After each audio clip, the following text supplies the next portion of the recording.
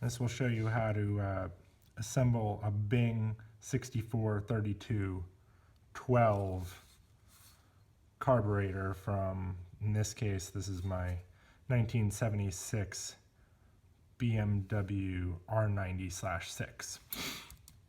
This is the right-hand carb. The left-hand carb would be the 643211. If you do rebuild this thing, I would do one carb at a time because several of the pieces are different. So the point of this video is I'm having a problem and with this carburetor, and I'm hoping that a guru will watch this video and tell me what's going wrong with my build, or maybe I solve my problem, because I think I may have an idea about that. And if that's the case, maybe this will help you assemble your carburetor the right way. So the problem I was having was I was trying to adjust my idle and also balance my carbs, and I would be screwing my idle adjust screw in farther and farther in, and the idle would just get higher and higher and higher. Now what's supposed to happen is you're supposed to find the sweet spot with that idle adjust screw, but and if you screw it in far enough, it should get too lean and the engine should start running worse, and then you back it off from there, and that's how you find your perfect spot. But mine would just, like, the RPMs would run up to like 3,000–4,000 RPM as I screwed that idle adjust into the leanest setting. So I know I have something wrong. What I did this time that's different than the last time I assembled this was I paid a ton of attention to making sure every single passageway was clear, because there are some really tiny passageways in here. And when I was reading about this, I would read, oh, well, make sure you clear out all the passageways. There's some little ones. And I was thinking that they were talking about like things like that, you know, there's a little passageway, you know, there's a little passageway, there's a really little passageway. No. There are some tiny passageways. Let's see if I could get them to show up in this video.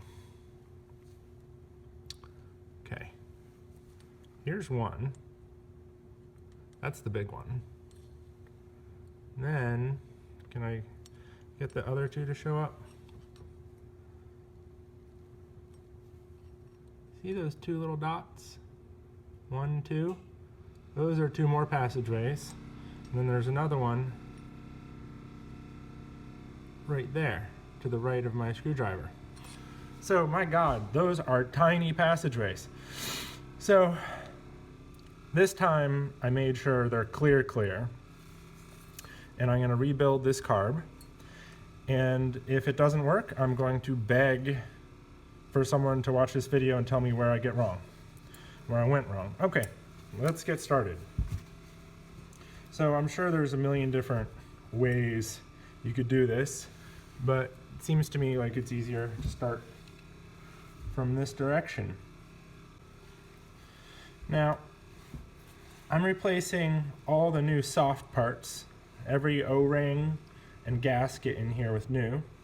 And additionally, I'm replacing some of the jets.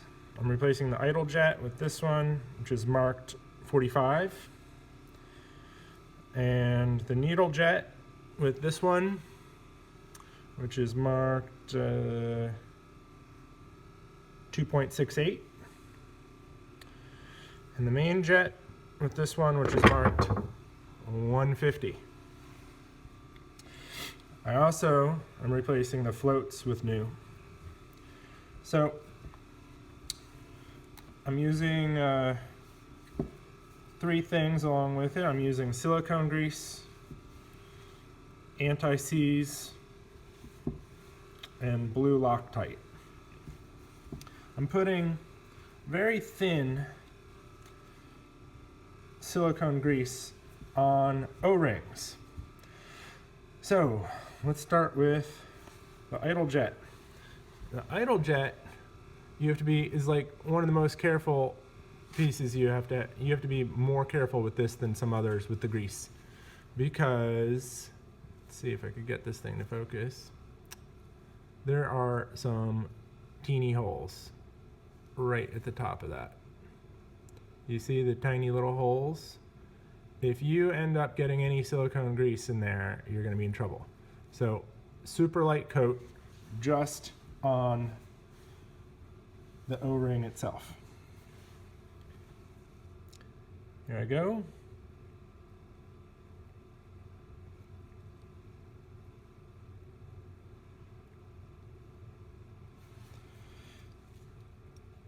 And it goes.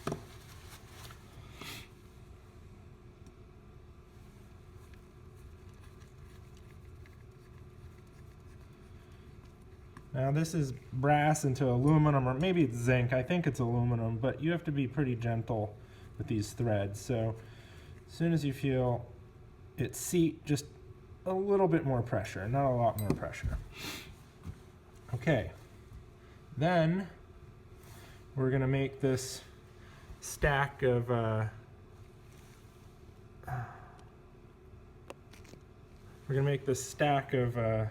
main jet, mixing tube, I don't even know what this thing is called, and then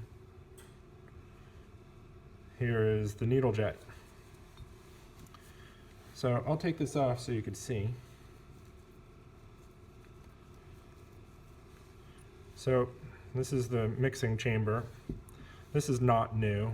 I figured what could go wrong? It's a big brass tube. So I'm going to put a little more grease on there. Again, you're just trying to make these gaskets and O-rings slide in there and not get torn up as you're moving them on. By the way, when I replaced all these O-rings, I covered up the thread here with plumber's tape so that the threads wouldn't chew up the O-rings as I push them on, because if these O-rings have any cuts in them, they're pretty much screwed. So, very light coat of silicone, on it goes, and then this washer and main jet. Pretty sure this washer does not have a directionality to it.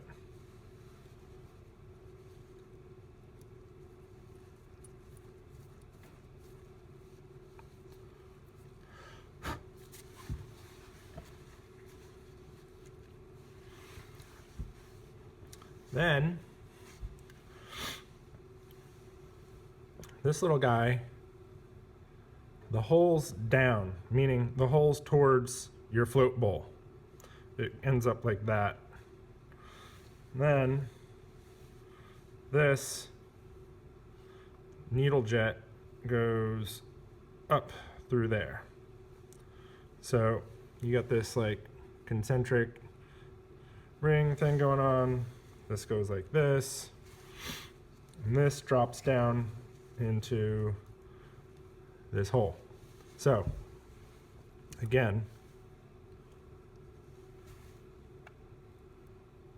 holes are down, this longer snout is up. You put this right in there, and then turn it over, put it in there.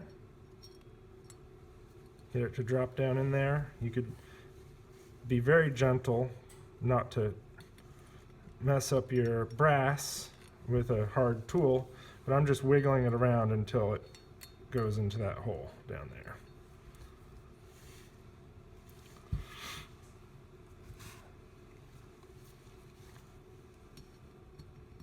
Okay, I put like no pressure on this. And then I'm going to push it the rest of the way down with this.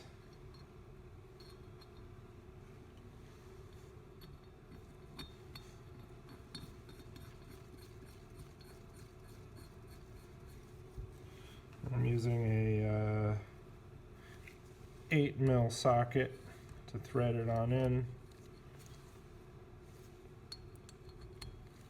Now, you know you got it all oriented right when you get in there. You get the end of this little assembly and the needle jet sticking up into this throat. It won't fit if it's reversed. So I'm just going to give it a little gentle snug up. Again, this is brass going into soft metal, so I wouldn't really do anything too hard. Just a little snug until it doesn't move easy. Okay.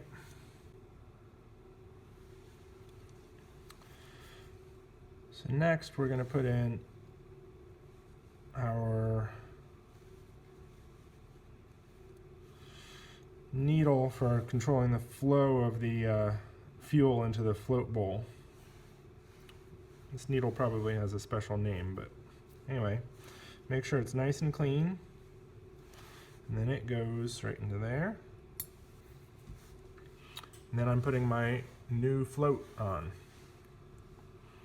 I also have a new pin. The pin has a knurled end and a sharp end. Don't get them confused. You have to put it through these arms, sharp end first, not knurled end first. So this little tang is what pushes on the float itself. And put that there. Sharp end first. Shouldn't be too hard. Across it goes. There's just a little bit of this knurled part sticking out.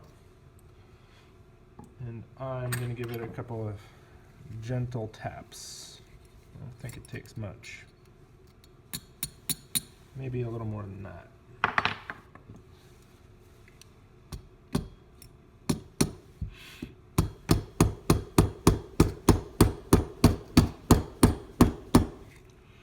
And then I'm just going to use the end of my old pin just to seat it that final distance until it's flush.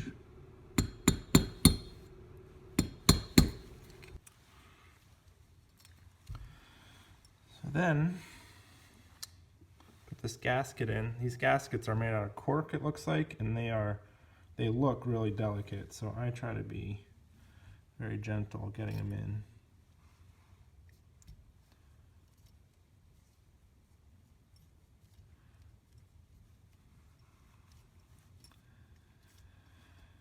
Okay, before I put on the bowl, let me just show you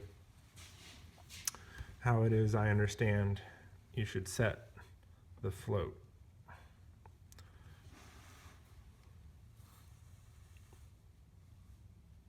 Right here, oh, maybe I can get a pointer.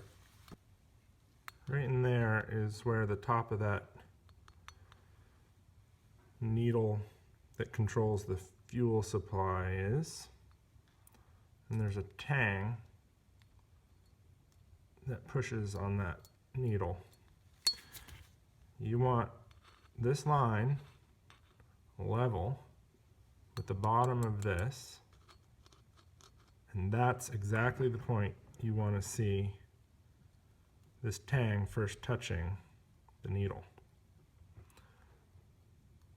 And that's what's happening with me. So I'm going to put this bowl on. Now there is another jet in here which appears to be pressed in. I don't think you could remove it. Right down this hole, and then here's a corresponding hole. And I made sure that's cleaned out as well.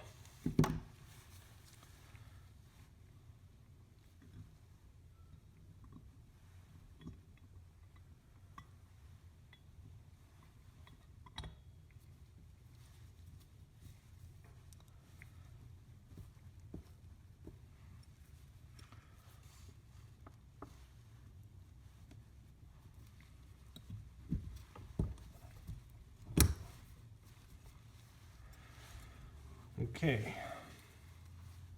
now think I'll work on the butterfly.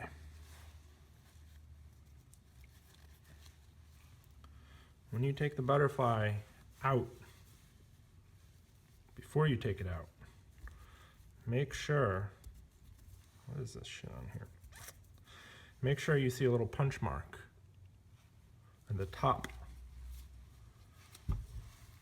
as you're looking into the throat. That punch mark should be top. Apparently, occasionally, the punch mark will be somewhere else. That's wrong. So just make sure you have that reference, because you need to put it in exactly the same way. At a casual glance, this thing is, doesn't have a directionality, but the edges are beveled. And you need to get the bevel in the right direction. Okay, this one is probably where I use the most silicone of anywhere. Still not heavy, still a light coat, but every time you twist the throttle, this thing is moving. All the other O-rings just sit there basically, and this one is moving over its whole life. And as far as I could tell, it's not near any tiny little passageways or anything that might get gunked up. So I go a little heavy on that one. In this goes. Seat it.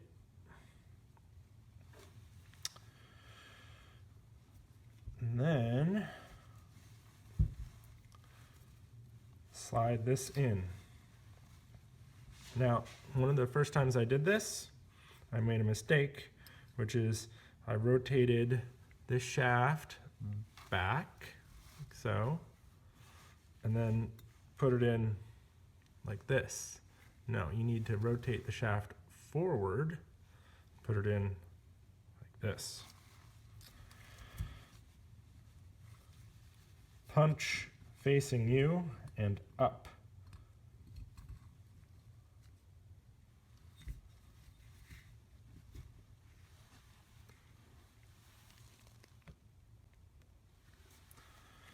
Now before you screw in this butterfly, it's easiest to put this piece in now. This open shape here goes towards this end.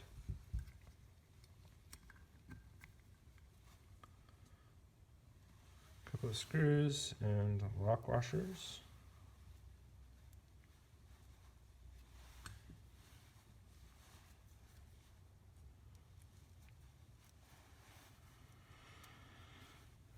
And a light coat of anti-seize. Now, people get passionate about which screws you use anti-seize on and which you use Loctite on, and which ones you use, and whether you use copper or silver anti-seize, and I really don't know which anti-seize is better, but these are different kinds of metals, and so it seems like a good idea to have something on there.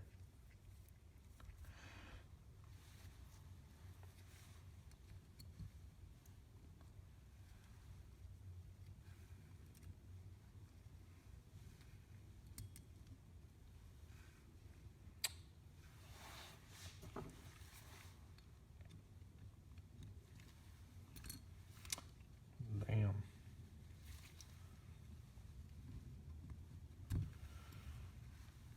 Here we go.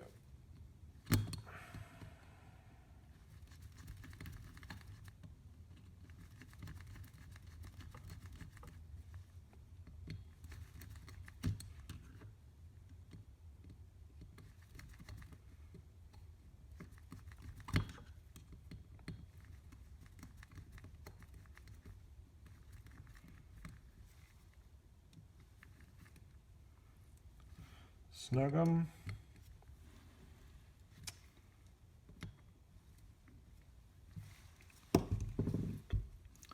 Okay. My understanding is that how well this butterfly fits in the throat of this carburetor really makes a huge difference.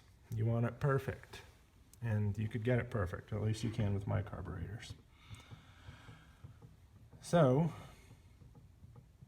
what I do is this plate, which is loose at the moment and floating around in there, I kind of twist and jimmy and twist and jimmy until it's perfect, and I hold it up to the light, and I don't see any light around the rim, around the edges. And then that's my position, and I'm holding with my finger through the top of this. I'm holding it firmly in place so that I could put these screws in. Now the screws that come out, if this butterfly has never been out, are peened over, which means the threads have been destroyed on purpose. The idea is, I mean, I guess it's like what they did instead of Loctite 40 years ago. So if you just try to back that screw out with a little bit of force, it's a stainless steel screw, it's a brass threads, you'll totally screw up those threads. So you have to grind off the backs of the screw on this side, which you could access just by twisting the shaft. You have to back them off, or you have to grind them off so that those threads, when you back them out, don't screw up your threads or your. So I did that. It was kind of a pain in the butt. I don't have a Dremel tool, so it's probably be a lot easier if you have a Dremel. But what do we do now? Because I don't want to peen them over. This is 2015, so I use Loctite instead of peening them over, and that way I could get them out again if I want to. So I'm going to put a little blue Loctite on. I'm kind of tempted to put red on there, because if one of these threads or one of these screws comes out, works its way out, gets sucked into your engine, you know, you're probably going to need a new piston and new cylinders. So you really don't want these screws to go in there. So I'm counting on this blue Loctite to keep that from happening. So I put some Loctite on there. I'm holding this plate perfectly in place. I'm checking one last time for a light coming through. There's no light coming through. And I'm going to put it in. Starting that one.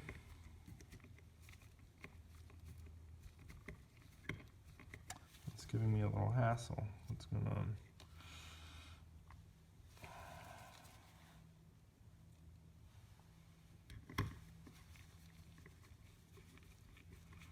That one's going in nicely, so you don't want to force this. I'm giving the throttle or the butterfly plate just a little more freedom so that it could find its threads without damaging anything. Okay, there we go.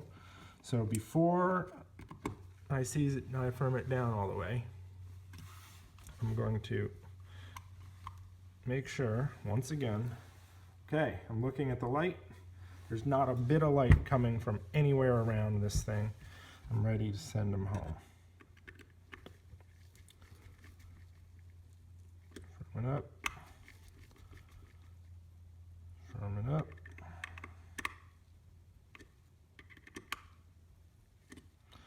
Now, you can't really use a torque wrench on these things, so you just have to intuit how tight things should be. And these ones you want as tight as you can without damaging the threads, because you do not want those to come out. So I don't see any real evidence of Loctite on that side, so I'm going to put a dab on and hope it works into the threads a little bit. And I'm just going to let that sit for like a few seconds. Hopefully capillary action will take them into the threads. And then I'm going to wipe off the excess, because we do not want little chunks of that flaking off and going into the engine. Okay, so there we go. nice and easy. We have that greased up O-ring. It fits perfect, not a bit of light. Okay, let's move on. What should we do next? Well, this is easy. We will put in the idle screw. It just has a tiny little pin on the end. I'm going to put silicone grease onto this O-ring.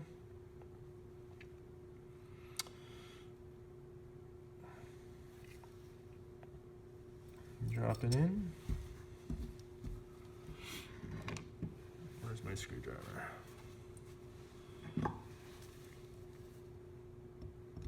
And it goes.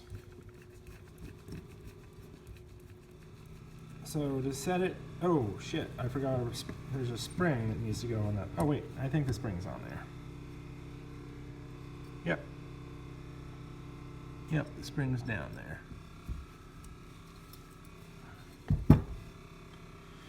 Okay, spring, idle screw. What you do is you screw this all the way down until it just seats itself. This screwdriver is too big, so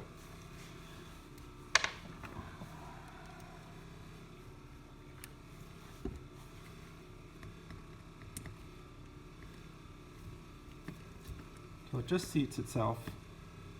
And then,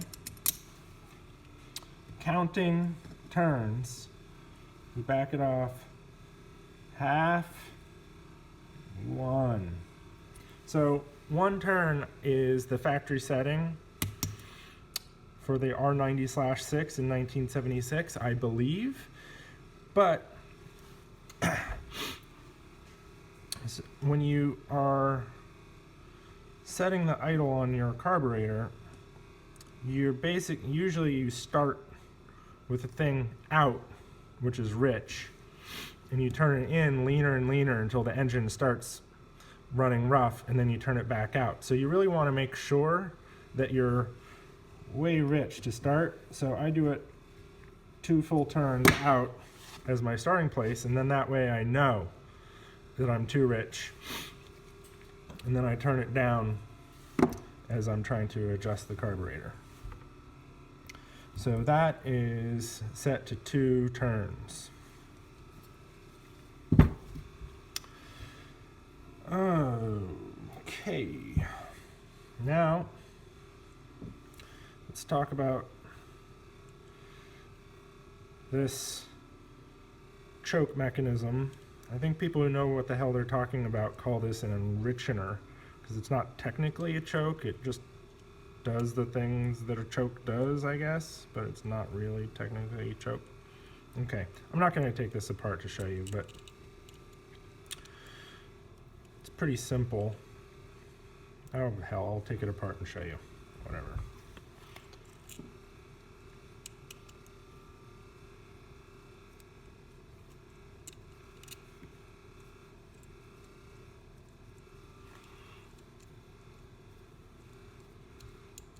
Okay, before you ever take it apart, take note.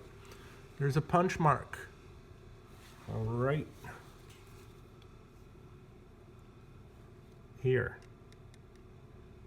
on one side of this little doohickey, this end of this. This should be close to this snout, not turn the other way.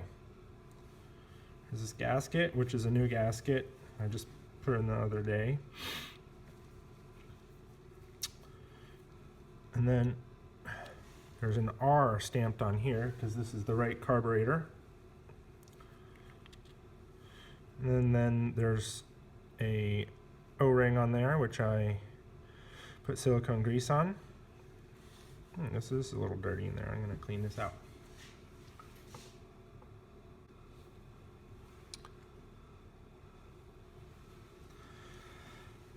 So this thing, when you use the choke, spins in here. it turns like this, and it presses up against this plate.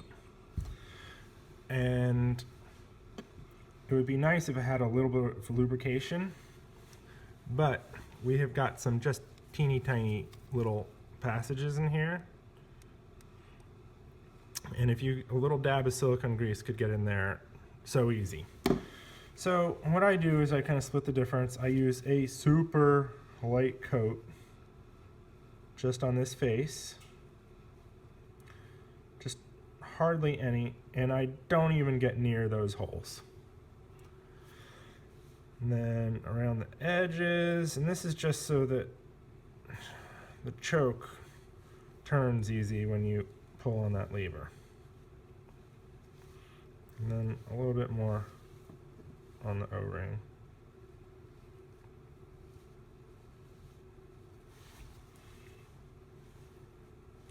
Okay, when you put it back in,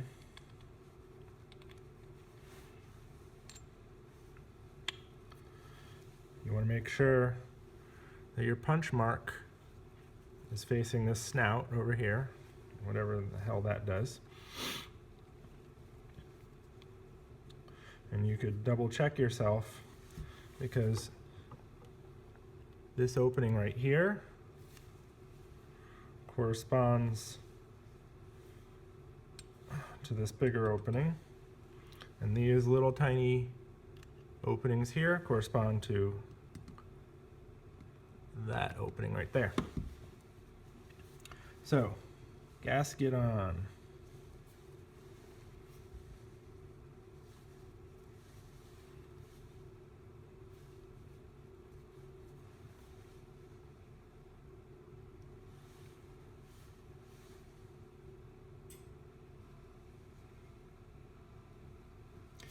Now, apparently, these screws are famous for loosening themselves up and then getting loose enough that this gasket here gets sucked in and then doesn't seal. So this is the other place I'm using Loctite.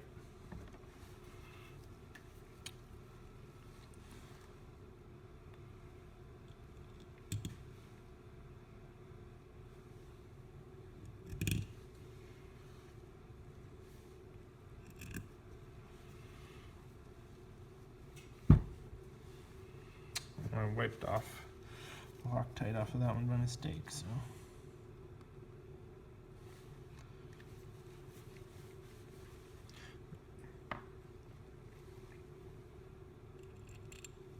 This is kind of spring loaded, so you want to make sure that gasket underneath there is nice and straight. Then push down against the spring. And then bring these home. Now, I'm just getting it in there but not tight. And then I'll sort of tighten in a pattern like you would lug nuts on a car. I don't know if that's necessary, but I feel better putting things on evenly like that. It's not hard to do, so might as well.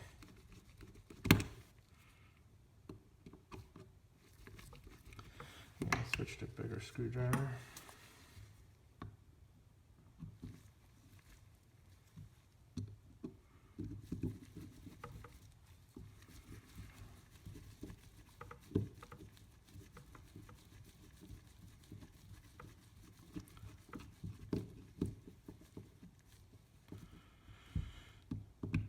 Okay, we've just barely compressed the spring, but we're not really tight yet.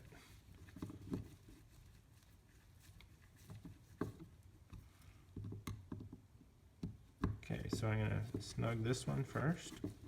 Oh, that one had some snug but not tight.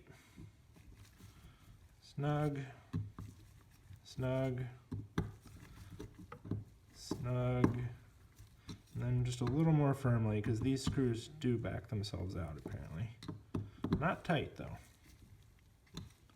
I'm not putting very much strength into these.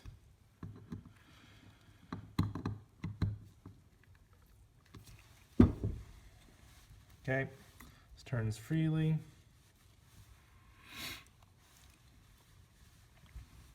punch is still oriented in the right way. Okay, what should I do next? I guess I'll do...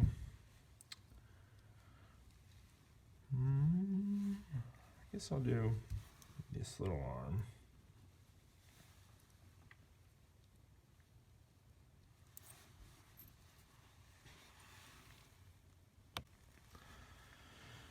Okay, so this arm, which controls the enrichener slash choke mechanism, goes on here like this. I think this little nut faces out towards you.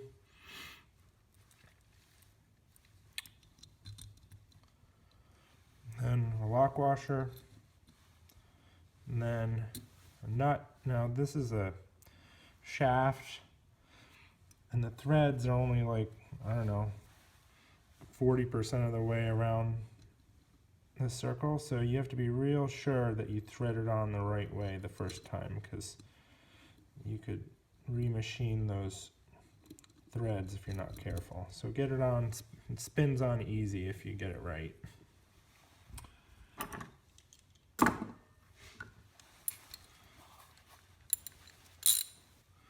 Now this wrench is way too big for this job, but I don't have a socket that fits my smaller wrench, so don't use too much of the power of this wrench. I hold it way up here so you don't put too much torque on it. Just compress that lock washer and then a little bit more. That turns real nice.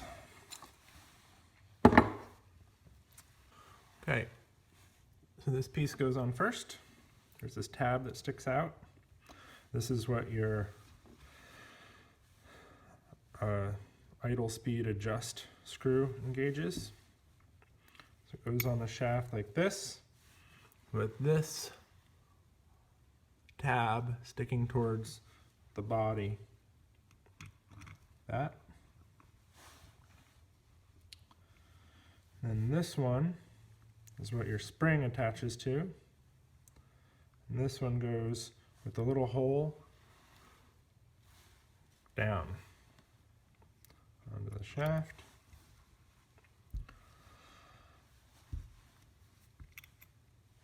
Wave washer. Maybe I called that one a lock washer before. It's a wave washer.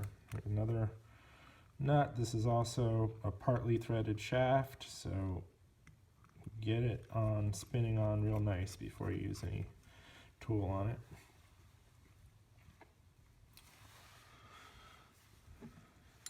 My oversized wrench. Gentle, gentle.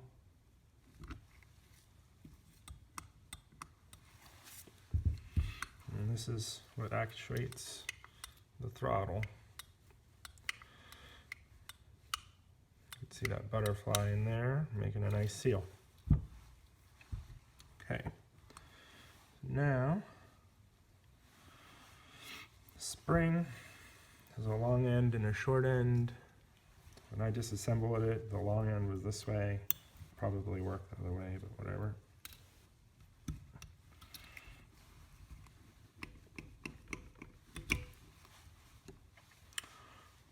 And in goes the idle adjust screw. There's this little ferrule thing in the end, which I think BMW calls like a guide bushing or something like that. So screw, spring, guide bushing right into here. I grease these threads a little bit just to make them spin easier.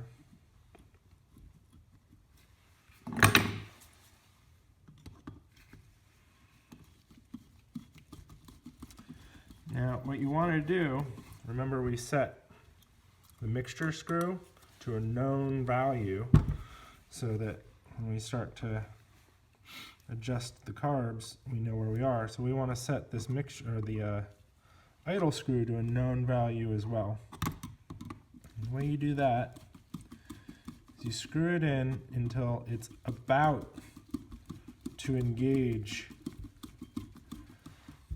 this throttle arm.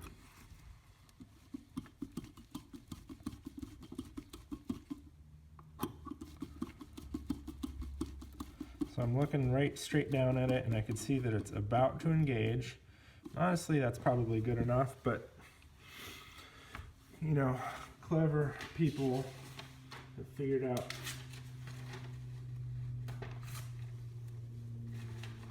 to use just a little piece of paper, kind of like a feeler gauge.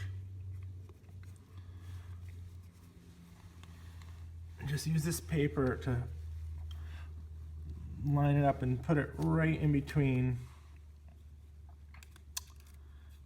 this arm that sticks off of this and the screw. It's a little too wide here, so.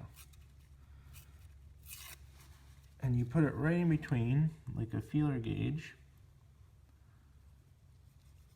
And you see how it's sliding easily? That means it's not touching at all. And we want just contact. So I'm turning a little bit and sliding it, turning a bit and sliding it.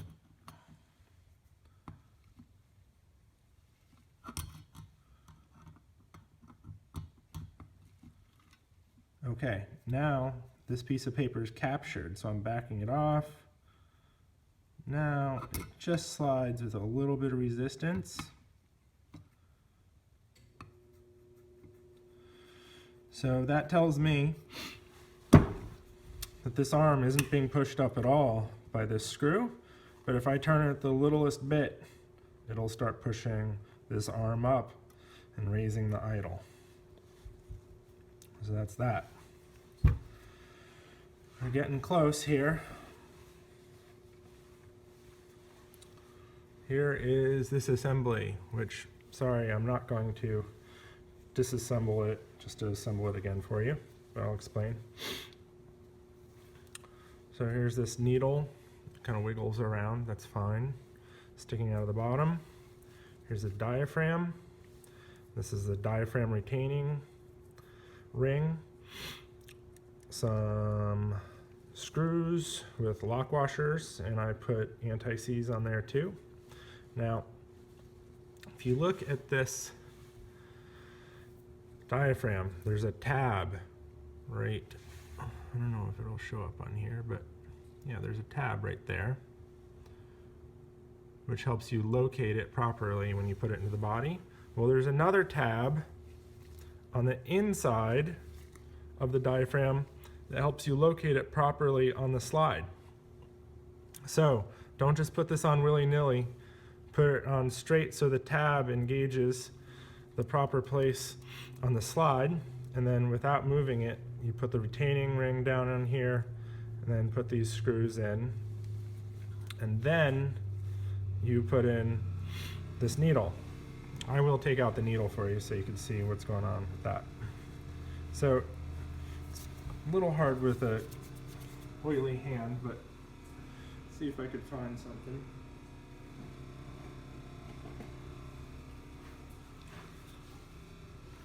Using a clean glove, hopefully it'll give me a little grip.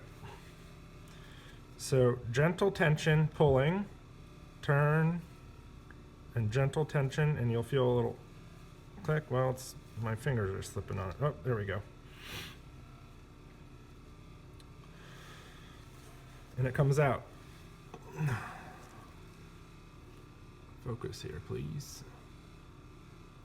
So you could see, hopefully, how hard is this for this thing to focus? Come on now. There we go. There's these little notches in the top of this needle. Each notch is a position. So when they say first position for the needle, I believe that means that one. And second position, turn the needle 90 degrees, is this one. Third position, turn the needle 90 degrees, is this one. Fourth position, turn the needle 90 degrees, is that one. So the factory setting of this, I think, from what I've been able to tell, is first position. However, lots of people say that it seems to run a little better when you're in the second position. First position is pretty lean, apparently, and they put it that way for emissions reasons. And second position runs better. So I'm going to put it into second position. So if you look straight down into the top of this, you see two parallel springs. They're not really springs, they're wires, two parallel wires, like, that are right next to each other. These are like huge versions of it.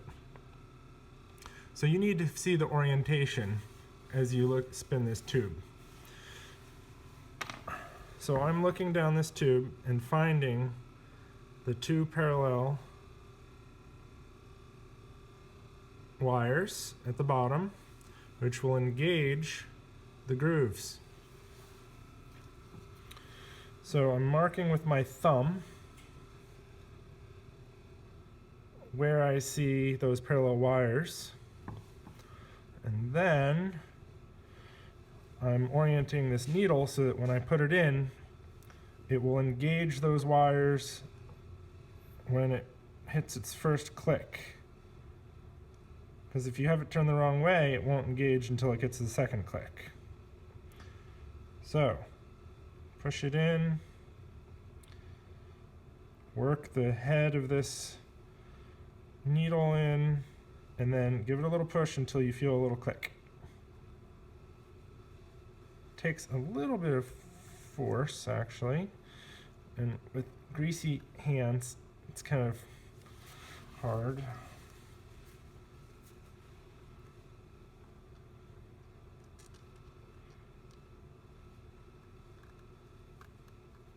Okay, first position. I'm going for second position, so now I'm turning it gently, pushing gently, and then turning it in either directions until I feel another click. Got it. That's 2 clicks. I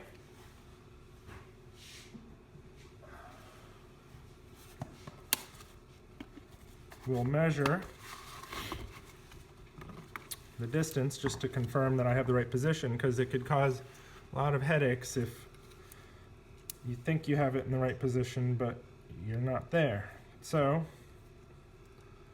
this one reads to me,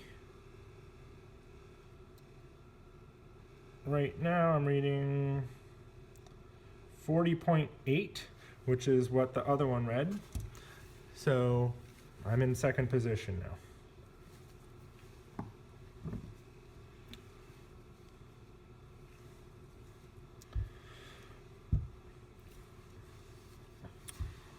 Here is this little recess which engages the tab, which is on the diaphragm.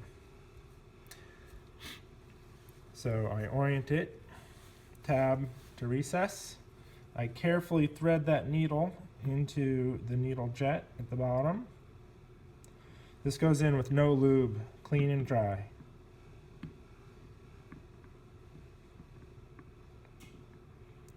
You find it, you let it fall on down, and you make sure this right here, this tab engages that recess.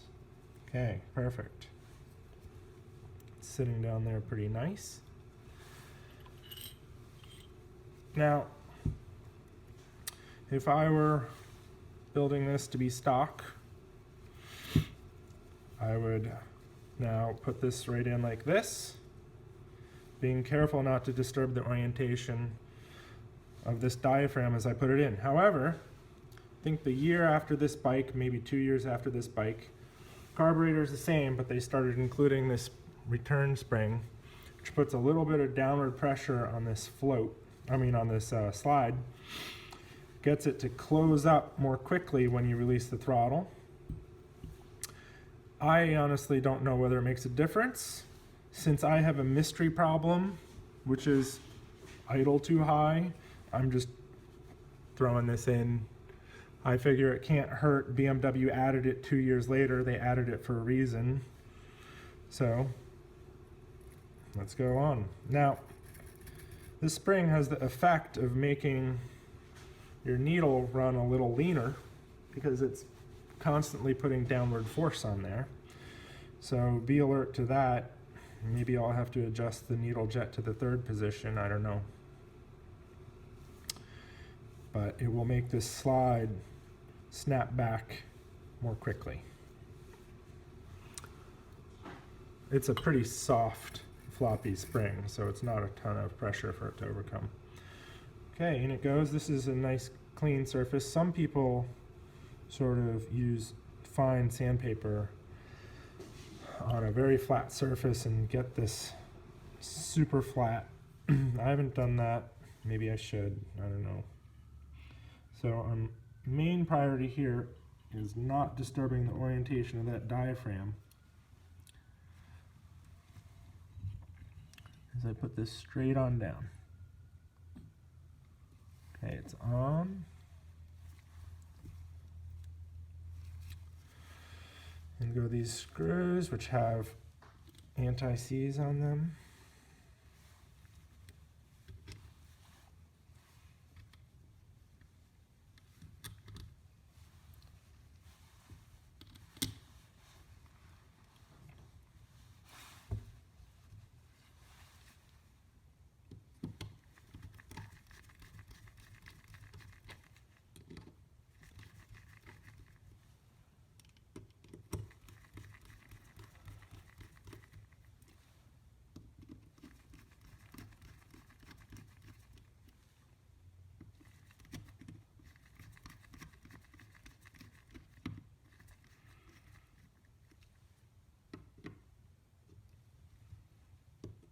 Okay, no pressure on them yet. I'm just seating them.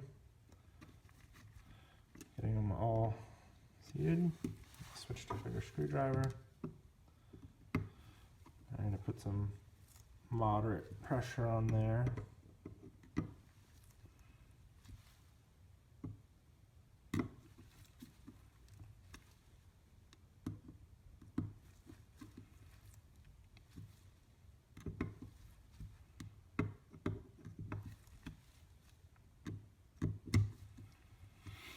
Okay, now, very last piece, the screw that blocks the vacuum port.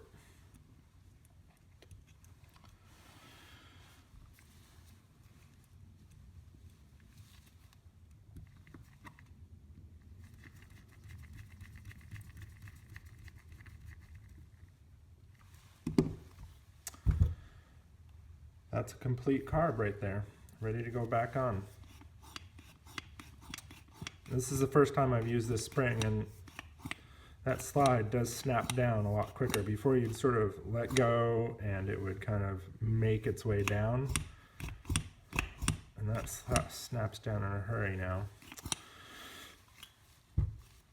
Well, a word about cleaning. So this thing, I don't know if this carb had ever been rebuilt. Maybe it had, 40 years old. It was full of gasket pieces and chunks of crap and rubber, and it was just in awful shape. And it cleaned up pretty nice. The main product I use is this AutoZone carb cleaner. It really worked well. It has a lot of pressure, and I could spray it into little passageways and really seemed to knock the gunk right off without very much work. And then I went over it with a nylon brush, and then the top, which was in pretty bad shape, I went over with fine steel wool. And I also did a little bit of soda blasting, but honestly that was just because I built a soda blaster. And it really works, it's cool, but I don't think it was all necessary. You could get just as good a result with steel wool with a little patience. And now it looks like a pretty decent thing that I'm happy to put on my bike. I hope I assembled this right.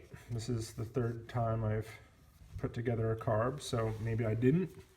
It wasn't running on the bike right, so obviously I have something going wrong. So if you see something I did wrong, let me know. I want to know. But for you beginners out there, I hope I made this easy to follow and clear for you to follow along when you're putting together your own carb.